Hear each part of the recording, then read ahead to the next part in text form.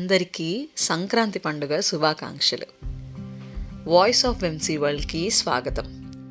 ఇది కేవలం ఒక పండగ కాదు, రైతు చెమటకు, భూమి ఓపికకు, సూర్యుడి శక్తికి మనమంతా కలిసి చెప్పే థ్యాంక్ యూ. అదే సంక్రాంతి. మన దేశంలో ఎన్నో పండుగలుంటాయి, కానీ ప్రకృతిని, రైతును, జీవనాన్ని ఒకే దారంలో కలిపే పండగ ఒక్కటే, అదే సంక్రాంతి. ముగ్గుల రంగులు, పంటల వాసన, గాలిపటాల సందడి, కొత్త బట్టల ఆనందం, ఇవన్నీ కలిసే ఈ పండగ మన వేళ్లను గుర్తు చేస్తుంది. అసలు సంక్రాంతి అంటే ఏంటి? ఎందుకు ఈ పండగకి ఇంత ప్రాధాన్యం? మన జీవితాలకు ఇది ఏం నేర్పుతుంది? ముందుగా మకర సంక్రాంతి అంటే ఏమిటి? సూర్యుడు మకర రాశిలోకి ప్రవేశించడాన్నే మకర సంక్రాంతి అంటాం. ఈ రోజు నుంచే ఉత్తరాయణం మొదలవుతుంది.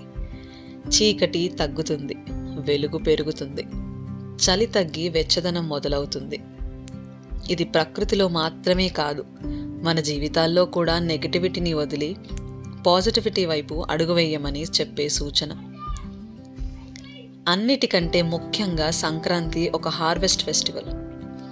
నెలల తరబడి కష్టపడి, భూమిని నమ్ముకొని, వర్షాన్ని ఎదురు చూసి, చివరికి పండిన పంట ఇంటికి వచ్చిన క్షణంలో రైతు ముఖంలో కనిపించే చిరునవ్వే నిజమైన సంక్రాంతి. అందుకే ఈ పండగలో కొత్త బియ్యం, బెల్లం పరమాన్నం, అరిసెలు, చెరుకు గడలు ఎంతో ప్రత్యేకంగా ఉంటాయి. తెలుగు రాష్ట్రాల్లో సంక్రాంతి 4 రోజుల పండగ. మొదటి రోజు భోగి. పాత అలవాట్లు, పాత బాధలు వదిలేసి కొత్త జీవితానికి స్వాగతం పలికే భోగి మంటలు. రెండవ రోజు సంక్రాంతి. ప్రత్యక్ష దైవమైన సూర్య భగవానుడికి కృతజ్ఞతలు చెప్పుకునే ప్రధాన రోజు. మూడవ రోజు కనుమ.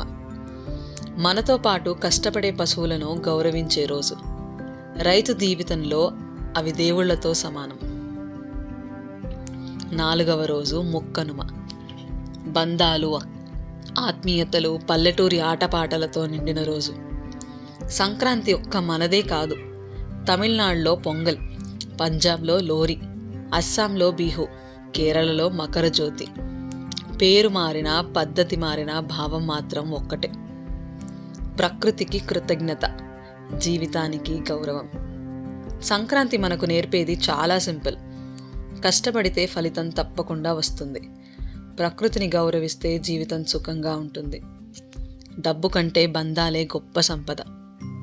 ఈ సంక్రాంతి మీ జీవితాల్లో కొత్త ఆశలు తీసుకురావాలి. మీ పాత బాధలన్నీ భోగి మంటల్లో కాలిపోవాలి.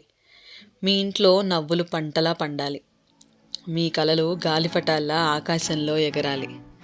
మీకు, మీ కుటుంబ సభ్యులకు హృదయపూర్వక మకర సంక్రాంతి శుభాకాంక్షలు.